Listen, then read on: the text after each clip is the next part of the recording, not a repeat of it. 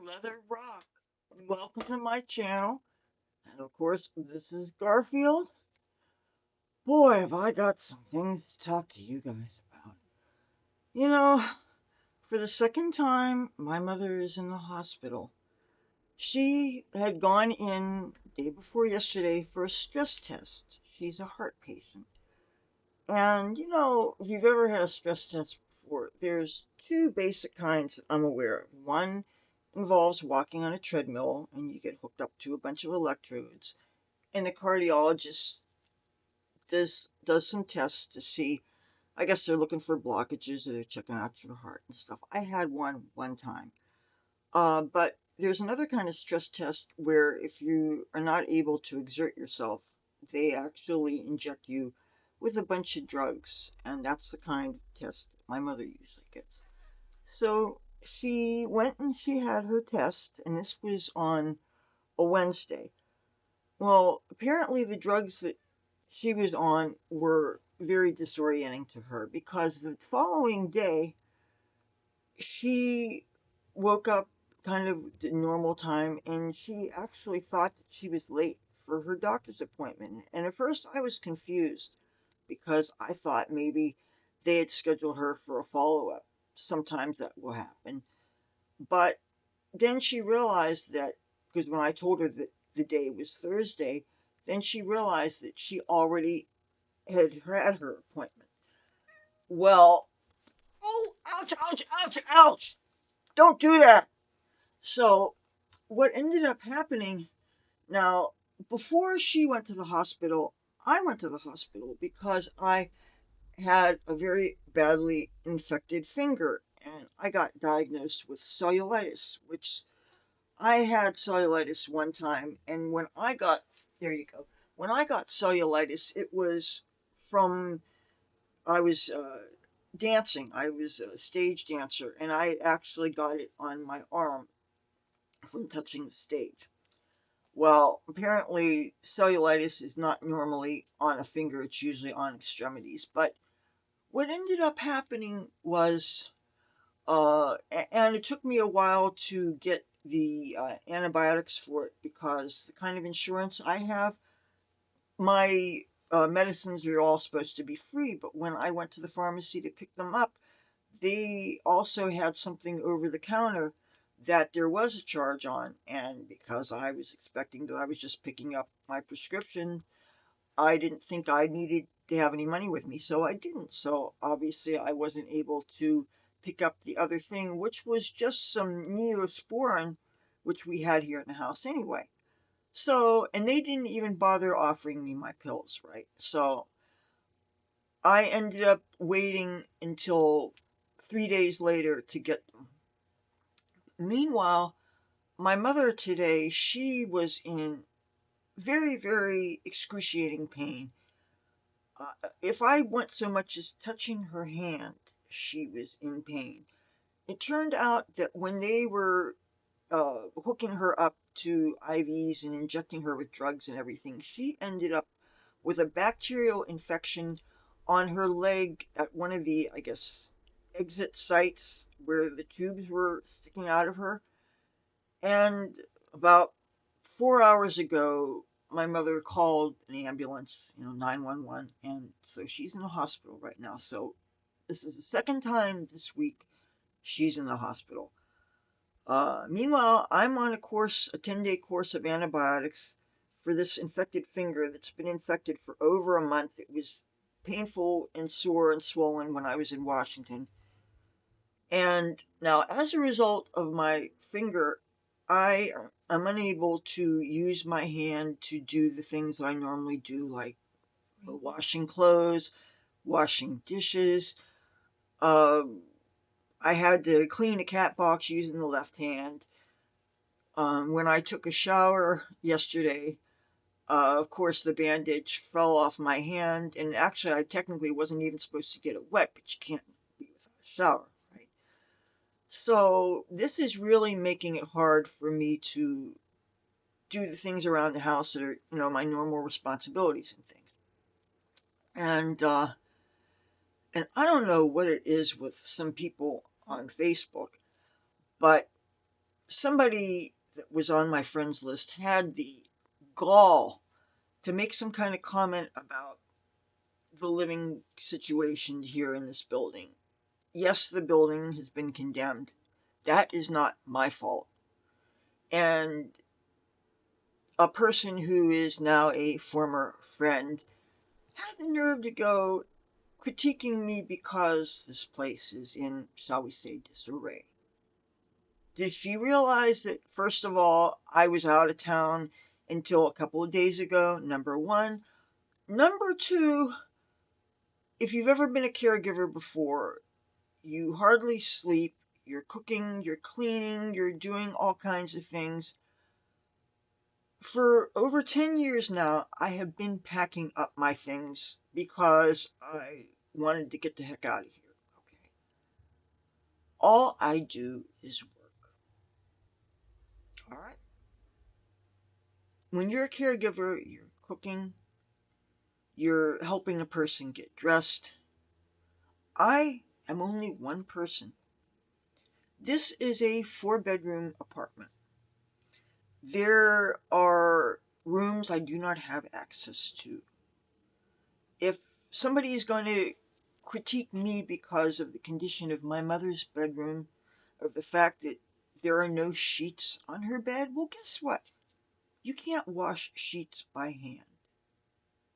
I do all the washing of clothes in this house, and they are done by hand in a basin about the size of your average large uh, bowl that you might get a big salad mixed table side at a restaurant, like a giant Caesar salad or something. That's what I use to wash my clothes with. Did you know that my mother cannot get in the bathtub because, like many older people, she cannot raise her leg over the tub? She's afraid of falling. That's a real danger. There is black mold in that bathroom because the other person that we live with, he considers that room to be his, and he does everything he can to discourage us from getting in there. Okay? That, again, is not my fault. There's nothing I can do about that. I use this room as my YouTube studio, and it's often in disarray because I'm changing clothes all the time. I had to pack for a trip. I have not unpacked yet. I cannot do everything. There are not enough hours in the day. For someone to opine to me that I am somehow not doing enough, look, I have worked my hands, my body to the bone in my role as caregiver in the years that I have been back here in New Jersey, a place that I never wanted to be. Again, now I know there are some states, some programs where caregivers can get paid, but that only happens if I think both people are on Medicaid. If one person's getting Medicare, say the person who is being cared for, and the person who's the caregiver is on Medicaid, guess what? The caregiver does not get paid. So basically, I am unpaid for all the work that I do. Okay. And the last I heard, slavery was against the law in the United States of America. I hardly have time to sleep. Okay? I cannot get my hands in water. I cannot wash clothes. There were clothes that were in soapy water. You know, after a couple of days, bacteria builds up and you have to dump it out, let them air dry, and start all over again. I haven't had time to wash any of my clothes from my trip. My mother, she has some of the clothes she has are rather large, and it's really not easy to wash. Um, if people have a problem with the kitchen, guess what? When a lot of times, when you are packing, when you're taking things to the trash, you're going to have things pile up in the kitchen, especially if people don't go in there for a while. In addition, one of the kitchen cabinets, one of the doors, part of it fell off, and it literally sliced off the knobs to our toaster oven. So we cannot use that for cooking. We don't have an oven now. I can't use our gas oven because it has mice in it, and I am not going to cook mice to death. All right. I don't. I know that even with my best of intentions, I sometimes show more messy areas than I would like. I don't have the editing chops, and especially with this damn cell phone, I'm really not enjoying the views that I'm necessarily getting. It's really hard to work with a very small screen. But I don't believe I owe anybody, especially somebody I only barely know, I remember from 1 or 2 years of one of the schools I went to, for someone who has no right to pass judgment on me, especially when they already have a good job, they're working outside the home, and I don't know if they have help cleaning their space or how many rooms is in their home or whatever. But it's real easy for people to pass judgment. Look, I don't have any help working around here. My mother is too tired to do much of anything. She's in bed most all the time. The other person that lives here, he doesn't lift a finger. If you saw how bad the bathroom is that he considers his, he leaves moldy towels that he brings back from hotels. He never brings any clean towels for us to use. There are no clean towels for a person to use when they shower or bathe in my house. Do you know what it's like to drip dry in the wintertime because you don't have a towel to dry with? And you cannot buy pre-cleaned towels, by the way. And it's not good to uh, use clothing or towels that haven't been washed yet. I cannot physically wash things that big. So it makes it really hard to do things like that. I am one person. I cannot do all this and pack and try to look for a place. It's too much for one person. There are so many things that have been going on here. Now, the asshole preacher cop guy that uh, has the church on Sundays and his sublet to the Spanish speaking churches on Thursday and Saturday. You want to know what that son of a bitch did? He shut off the heat, not to our apartment because he doesn't control us. We have nothing to do with them. He shut off the heat to the apartments on the other side of us, and they have no heat. There is a man with a breathing tube that breathes, he has oxygen tanks there. He's a very cold person, and if you have no heat, what are you going to do? He found an electric space heater and he plugged it in a couple of days ago, and unfortunately, there was a fire in the wall. The fire alarms went off. They didn't call the fire department because nobody has phones next door. We slept through the fire alarms. This happened about 4 o'clock in the morning, and sometimes I'm up that early, that late. But this particular night, my mother and I slept through it. And I was later told about this. I was fighting mad because if somebody, through their own irresponsibility, is causing something that could risk the whole building, obviously that's not acceptable. So I had the number for the Bureau of Landlord Tenants, and I called them and I said, look, I'm calling on behalf of my neighbors that live in the apartments behind us. And I explained the situation about how the heat had been shut off, which is illegal to do in the middle of winter time, especially in a building that has senior and disabled people in it. Now, the person responsible for shutting the heat off is the asshole preacher cop downstairs. Well, he doesn't live here, but he has the Sunday church. It's not right to shut off heat, people. Now, if there is a fire once, there will be a fire again. And what if one of those gas canisters exploded? Then the firewall would not be enough to protect us. And my mother takes a real long time to get down the hall, much less get downstairs. Another thing happened today. Just before my mother went by ambulance to go to the hospital. The doorbell rang, and I've been pretty attentive because you never know if it's a mailman or if it's a friend getting in out of the cold or something. It was code enforcement. They wanted me to let them in. I refused to let them in because my mother said don't let them in because we have an attorney. All right. And they said, first of all, they said, you're not supposed to be here. I said, excuse me. I said, we have no place to go. Nobody has offered us one red cent. Nobody has offered to drive us to a place. Nobody has got us a place to live. I do not drive. My mother does not drive. The only person I know who has a car around here is someone who has diabetes who keeps on crashing his car, and I don't believe he is safe to drive. We have no place to go. Nobody reached out to us, and by law, when a building is about to be torn down or something, the people have to be relocated. Nobody has reached out to us. One good thing about this is the other person who was part of our family, he has moved out. He's got himself, he's got a situation. And even though he owes me almost $1,500 and he promised me that I will never see it, uh, I would be happy at least to get out of his hair. Okay. But when he was here, he never lifted a finger to help. He would never wash a dish.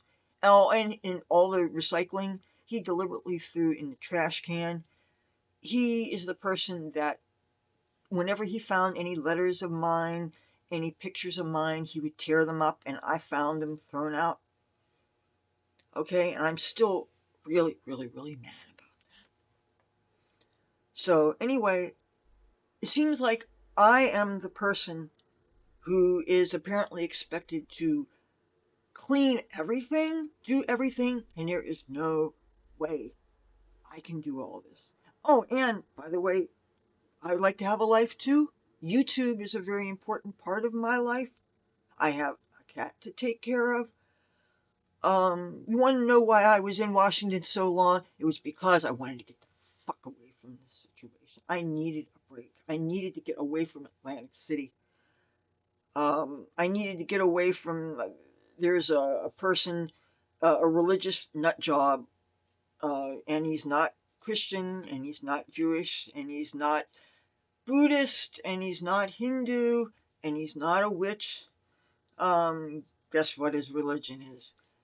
He threatened me and the president, and he was threatened to go to Washington, D.C. and cause a bunch of problems for the inauguration and stuff. And of course, I can't keep my mouth shut. So I told him, no, you're not going to do that.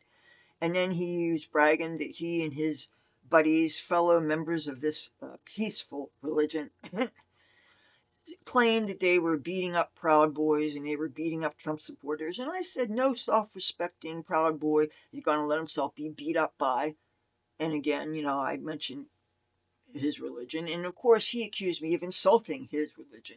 The one religion that, of course, you cannot insult, right? And it's like, I'll be damned if I'm going to be threatened by this piece of street trash, which is what he is. I really should have contacted the FBI about his threat, but I figured he's just talking shit, right? And people assured me that he couldn't afford to go to Washington, D.C. anyway. Even though I think anybody can afford $40 or $50 if you really want to cause problems. Well, when I came back, unfortunately, I ran into that person, and when I went to give an acquaintance of mine a hug, this person who threatened me said something to my buddy. I don't know what he said, but apparently the threat's still on. So I have to watch my back because this peaceful religious person, zealot, terrorist, whatever you want to call him, has enlisted the aid of some prostitute friends of his who wear wigs, and they're not money prostitutes, they're crack prostitutes, I guess. And so I have to really have my head on a swivel looking over my shoulder because Atlantic City is very corrupt and very ghetto, and and again, I usually do go out places because I have to bring food into the house because, my mother does have to eat. She's a human being. So I bring food into this house, I clean, I cook, I am one person. I don't know how I can be expected to do all this. So when some classmate out of the blue that I only vaguely remember, because I remember her name, is going to have the nerve to pass judgment on me, she laid into me like a total cunt from hell on Facebook. And I read that. I basically typed fuck off, kind of whatever. And then I unfriended her because I am not going to have somebody pass judgment on me. It's easy to pass judgment, not offer to help. I cannot clean a 4 or 5 bedroom apartment all by myself. There are not enough hours in a day. Uh, Maybe I've never been a house beautiful, neat freak, okay, but again, I am one person. I could not do all those things and sleep and bathe and eat. Plus, can I remind you guys that I have a very painful infection? You want to see it? I'm going to show you. Be prepared to be disgusted by this. It's got pus, it's swollen, it hurts like hell. I cannot be expected to get my hands in wash water. I am in pain myself. I have a bacterial infection, okay? And these judgmental douchebags, I'm not even trying to be nice. I'm not trying to be diplomatic. I believe in calling a spade a spade. Sometimes I'll call a spade a shovel. I don't care. But for people who maybe they haven't been caregivers, maybe they haven't had to deal with being the only person who is physically fit enough to do the cooking and the cleaning and everything, I have begged my mother to try to see if her insurance would provide for some home uh, help, and her insurance doesn't allow for that. Her insurance, did you know that for some kind of people, their insurance does not give them free ambulance rides and free ER? Her ride to the ambulance and the 911 call cost my mother $300. Do you think we can afford that? My mother has told me she's going to have to apply for charity care. I mean, my father must be rolling around in his grave right now.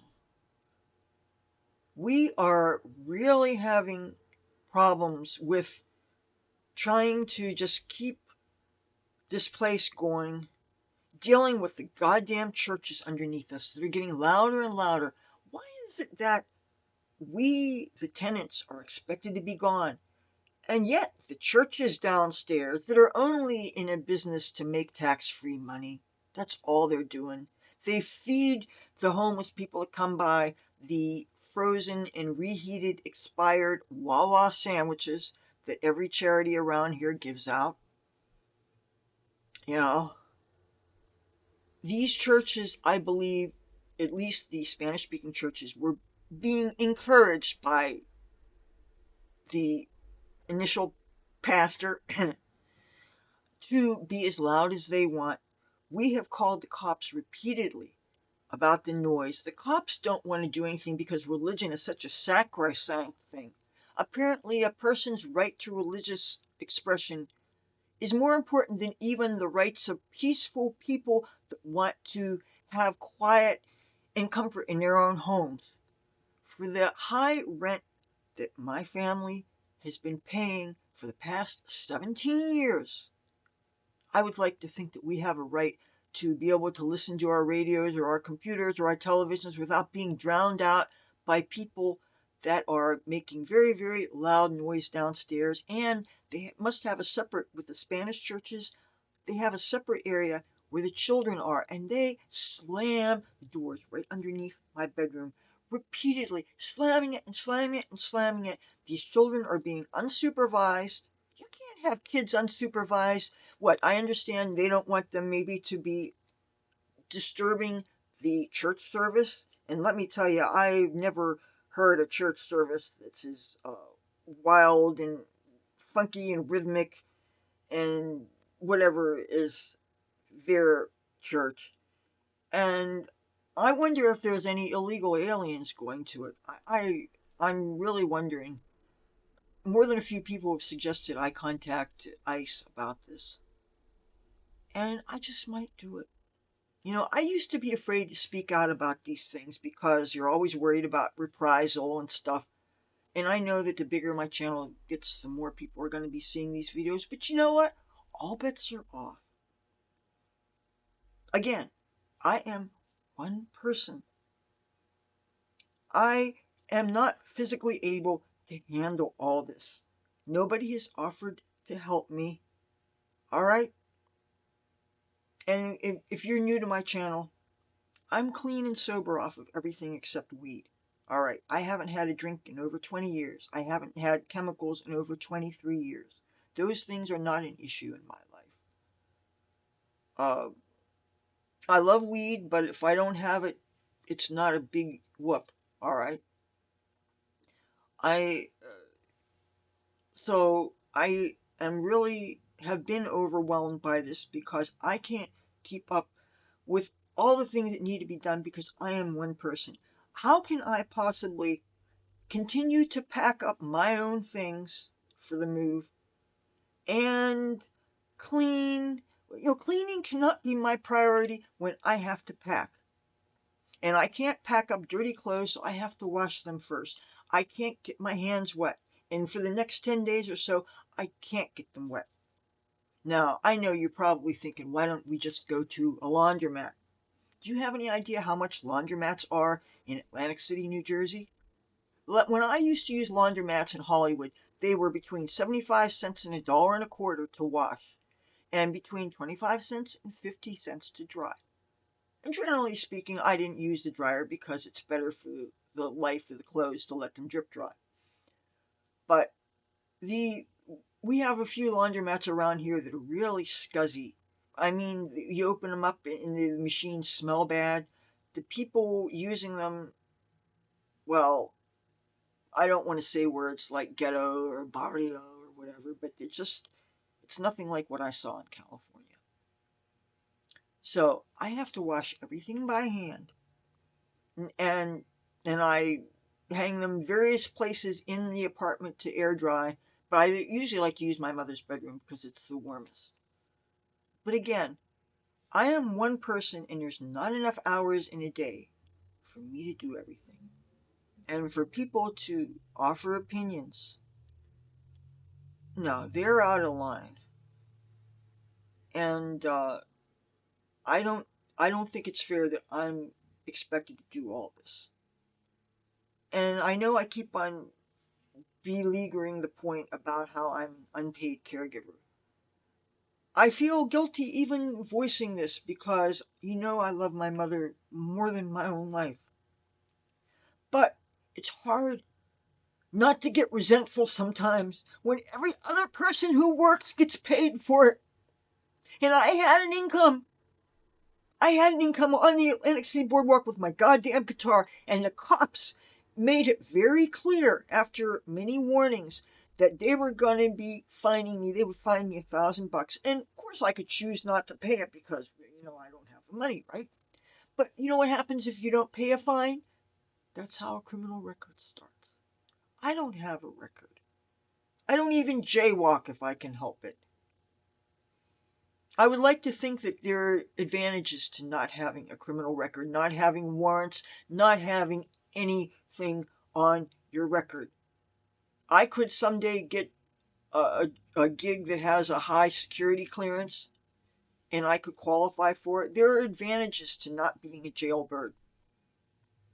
And so I choose to obey the police because even though this means I'm not making money, I'm not getting tickets and fines and all that stuff. So I'm taking care of my mother. I'm doing the best that I can. I am one person and I can't do all this. And I have to worry about my own safety when I go out to bring food in the house, you notice I'm not live streaming outside. Well, first of all, in this cold, it's just not an appealing thing. But when you have all these dirtball guys that think every attractive woman is for sale, even though most of the girls for sale, I don't know how they're necessarily attractive, because if you've ever seen Atlantic City street hookers, they don't wear makeup, they wear wigs, they wear pants. I guess they wear pants because I hope you don't have any kids watching this. They're probably not using their lower half. They're probably using their mouths, if you get my drift. And I think that's all pretty disgusting. So, and that and drug dealing seems to be the main occupation around here. I live in a very ghetto area of Atlantic City, and I desperately want out. And my mother and I have no idea where we're going to move to, because I suggested to her several years ago that it probably wouldn't be a bad idea for her to put her name on some of the senior buildings. And of course, she says, I don't want to live with old people. And of course, I'm not the most diplomatic person at times. And I said, Mom, look in the mirror. Uh, how young do you think you are? You know, might not be thrilled in living in a senior/disabled building, but I'm my mother's caregiver, and I would do that for her. And of course, some people say that they don't have any 2 bedrooms, they only have 1 bedrooms. Now, I would need an extra room just for my clothes because I don't have closet space. Yeah, this is it's really stressful, and I am overwhelmed. And the last thing I need is people passing judgment with me over housekeeping issues. I mean, I was so mad at that former classmate. I unfriended her like a hot potato. It and the thing is, we were never friends to begin with. We were acquaintances. We were classmates, and she's somebody that works in the casino industry, and I'm not saying that's a bad thing because it's one of the biggest industries out here, but, you know, I know how addicting gambling is. One of my relatives has a serious gambling problem, and people with gambling addictions, that destroys whole families because you can't save money, you can't pay all your bills, you can't be responsible if you're gambling your money away. And so I just have really complicated feelings about casinos in general. You know, I accept that I live in a resort town, and tourism is what employs probably most of the people here who work here. But I am not going to be attacked for my doing the best that I can when I don't have help. I'll be damned if people are going to give me a hassle about it. And I am not going to, for however long I am living, I'm not going to have my life be even more miserable and more dull by doing nothing but work. So, I don't owe anybody an apology if I want to sit my ass down in my bed and watch Fox News Channel, have a fucking cup of coffee. If maybe an acquaintance of mine rings my doorbell and wants to smoke me out, I do not owe anybody an apology. I'm free, white, and over 21, and I don't owe any of you fuckers an explanation. If my lack of political correctness offends anybody, guess what?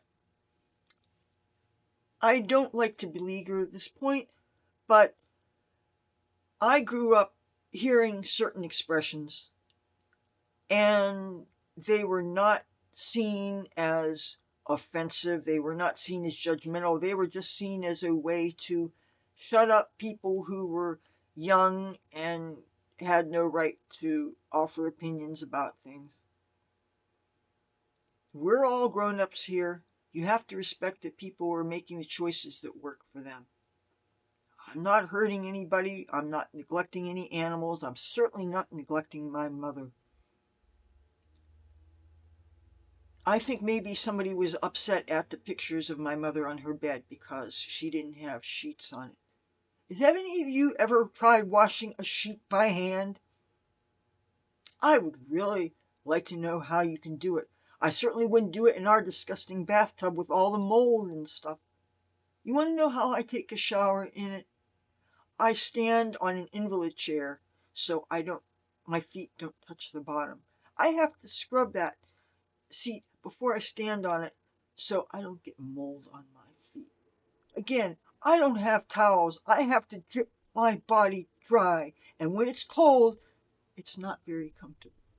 So I'm guessing most people that are watching me are living in more comfortable conditions than I am. And as far as the code enforcement and stuff, the things that are wrong with this building are not things caused by us who live here.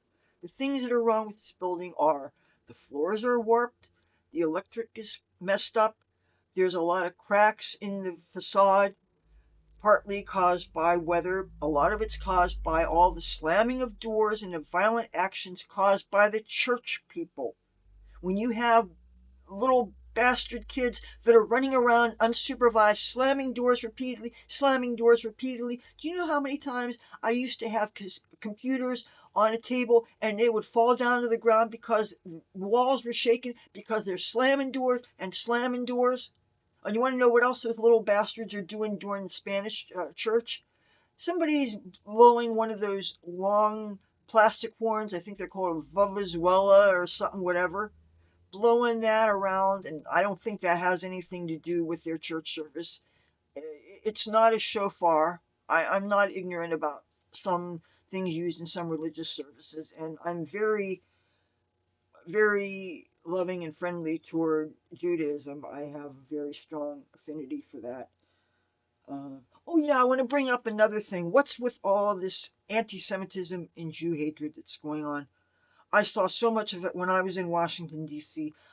Even among some people that I consider friends, I saw so many things going on in Lafayette Park, all anti-Jew, all anti-Donald Trump, all anti-Elon Musk.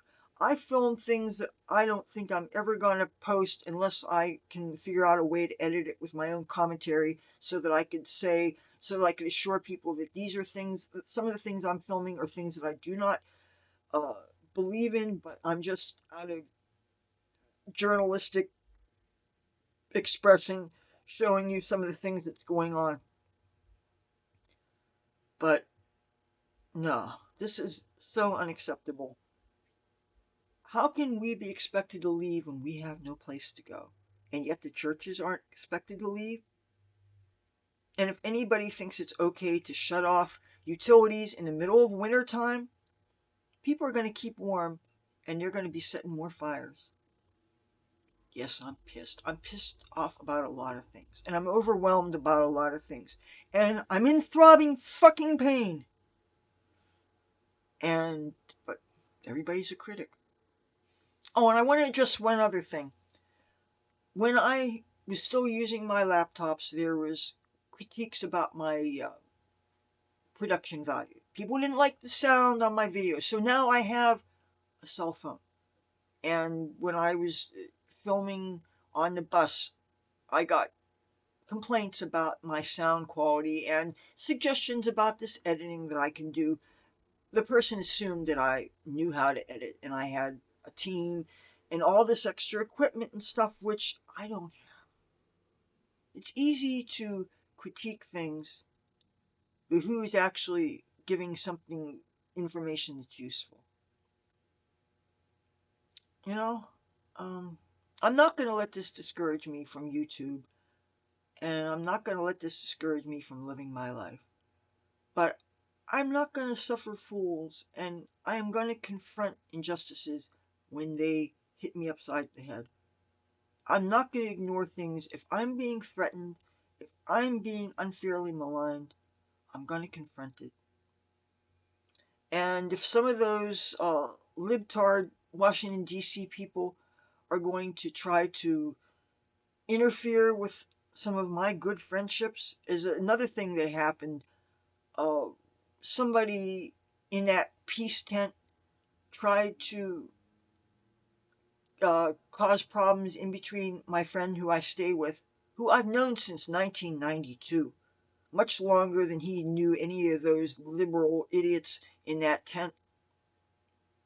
And they tried to cause my friend I'm sure they didn't succeed, but they tried to cast doubt as to my honesty and my integrity, and that hurt.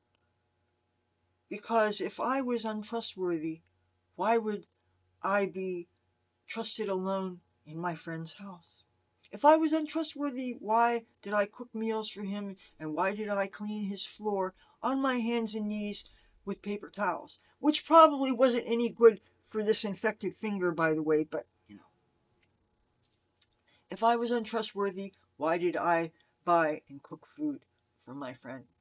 If I was untrustworthy, why did I share some of the expensive weed that I bought? And believe me, it was expensive, with friends there. Is it because I am a Trump-tard? Because that was the reason why things were said about me, because the people that volunteer at that so-called peace vigil, this peace vigil that accuses Israel of being a terrorist state, praises Hamas, praises the Palestinians, hates Democrats. The things I saw some real heartbreaking things there. Even though most of what I saw was good and beautiful and exciting and exhilarating. But I'm telling you, some people can really be jerks. And I'm not totally overwhelmed to the point of too much, but I am getting stressed out. And again, I can't do all this by myself. And I don't see how this is so hard to imagine. And we can't afford to pay for help. So from now on, if people are going to be critical of things, if you can't do something about it, just shut the fuck up. I'm doing the best that I can. My mother's in the hospital. She's not coming home tonight. I hope she's going to be here tomorrow. I don't know. Right now, she's what I'm worried about. And if that's all other people were worried about is that my house is not house beautiful, you can wash my clothes for me. You can take clothes to a laundromat or maybe your own washer and dryer and wash them for me. I would be very happy if you do that. Do you have a dishwasher? You want to take my dishes and put them in your fucking dishwasher and wash them for me? That would be nice. If you can't help, don't criticize. You probably haven't been a caregiver. It's a very hard job. It's a job of love. I don't know that I could do this for free for somebody that I didn't care for. But there's not enough hours in a day to do the cooking, the cleaning, the laundry, the dishes, the packing, all this stuff. There's no way. There is no way. And until you've been here, this is not a small place. I have this room. There's a room right on this side. There's this half bathroom. There's the kitchen. There's my mother's room. And then there's two other rooms in this house that I do not have access to, that are under the jurisdiction of the other person with whom I'm estranged and I don't speak to. Oh, and then there's the bathroom that is the full bathroom that has the actual tub and shower in it, assuming we like to bathe. And you know how hard it is for us to even get in there when he's here because he acts like the bathroom is his. He doesn't let my mother get in to bathe. Okay? Again, this is not my fault.